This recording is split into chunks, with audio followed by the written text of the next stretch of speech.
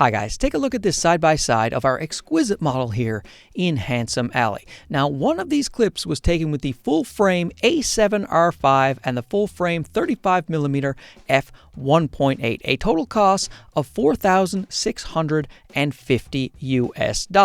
Now, the other clip was taken with the ZV-E10 Mark II, an APS-C camera that costs $1,000, and an APS-C lens 23mm that costs $270. And look at this. Let's just zoom in. Ah, that is the stuff. A real treat for the eyes zooming in on our model like this. But as you can see, these two images are very close. And now if we take a look at this $270 lens and we zoom in for sharpness on this photo, you will see that it is also a very sharp lens, and it also has really good autofocus. And look at the Sunstars on this lens. I have never highlighted Sunstars in the intro of a video before, but these ones are spectacular. So I think we need to talk about the value that this 23mm f1.4 from Yonguo is giving us. Now, a disclaimer, Yonguo did send this lens out for the purpose of review at no cost to myself, but as you know, if you watch the channel, and you really should be watching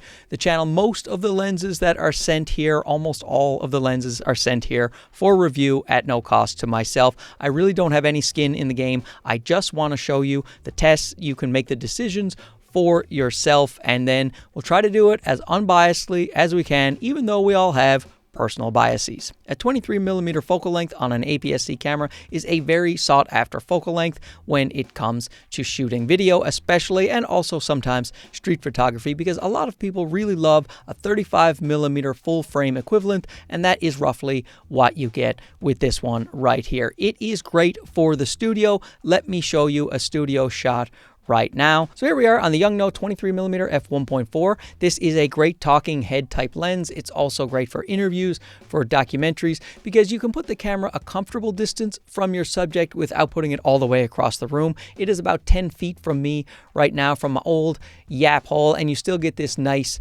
field of view. And I'm shooting at f2 because that's how the lights are set up in my studio. But let's say I didn't pay the electricity bill and the lights went off. I could go all the way down to f1.4, let in a lot more light, also have a blurrier background, but I like this the way it is. This could easily be my studio lens, and a great choice for those people looking for a nice video lens on a budget. But let's talk about the build quality of this lens, because that is also surprisingly great for the price, because this is an all metal lens. It feels really solid, and I love the smooth turning focus ring. It has an aperture ring, and I always like an aperture ring, and the ring can be clicked or declicked. Nice satisfying clicks. Listen to this.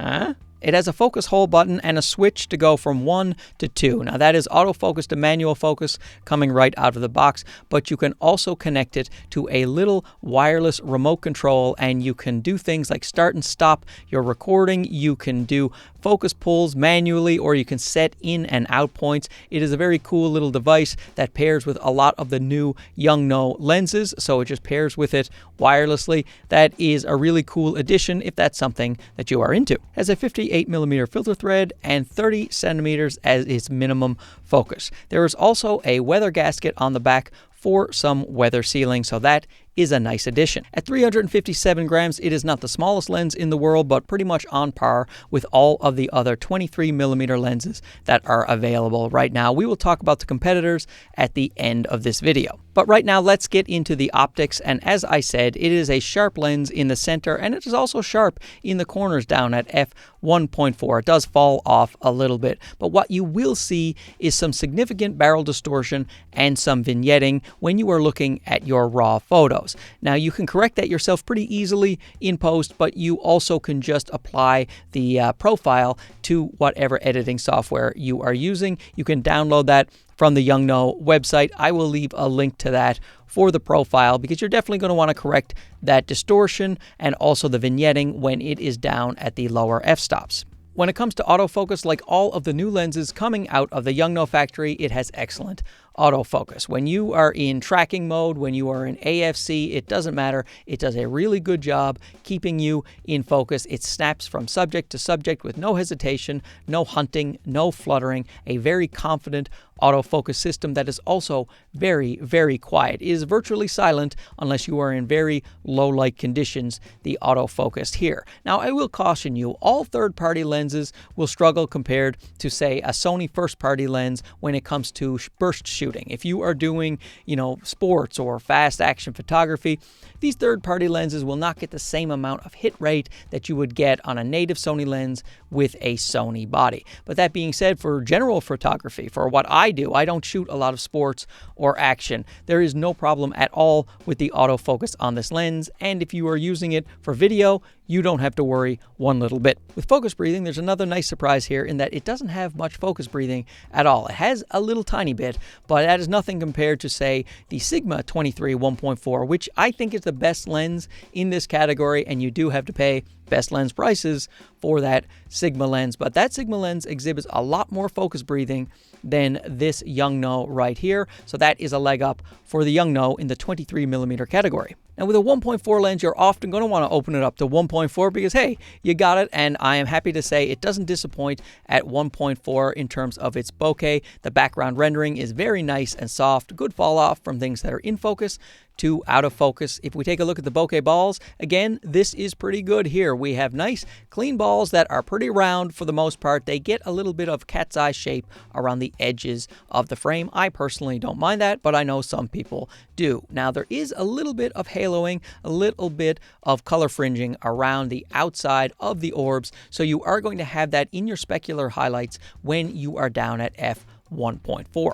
Now, this leads us to the chromatic aberration. The lateral chromatic aberration is quite well controlled. You don't see a ton. There is a little bit if you are pixel peeping and you're dragging your shadows way up in a challenging environment. You will see some lateral chromatic aberration, but you will definitely see some longitudinal chromatic aberration. The LOCA is quite strong at f1.4, and I really expected that at 23mm because even the Sigma, which is the gold standard in this particular focal length, that has a fair amount of LOCA down at f1.4, so you are going to have to stop the lens down to about 2.8 to get rid of that longitudinal chromatic aberration. That's the color fringing on the areas that are out of focus in the foreground and the background, but it is really hard to make a 23mm with little to no LOCA, so I did expect some, and this lens definitely has it. Now, a really nice surprise was the flaring and ghosting, because normally with cheaper third-party lenses, you don't get great coatings on the lenses, and when the sun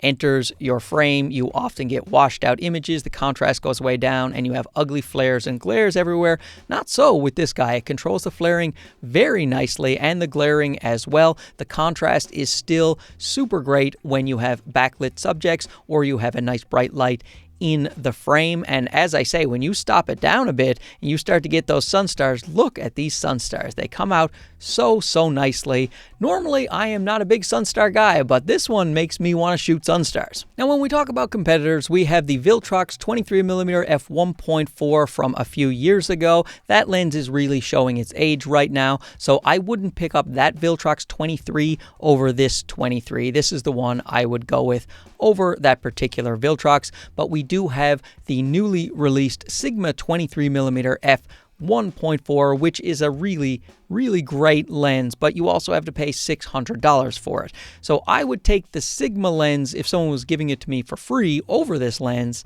However, when it comes to a value proposition, it's hard to recommend that Sigma over this lens when it is so close optically and actually has a better build quality and is less than half the price. Now, there is another 23mm. It's actually an f1.2 from the Sony company, and that is around the same price as this Yonguo lens. But in my testing of the 23 at the time when it first came out, that lens didn't really compete with something like this optically. Now, there have been a lot of updates to that Sony series, so perhaps I will bring that lens in and try to test it head-to-head against this one to see which one is actually the better value. Because as I see it right now, when you're looking at a 23mm focal length and you want a nice bright aperture, a fast lens, then I think the Yonguo is the best value going.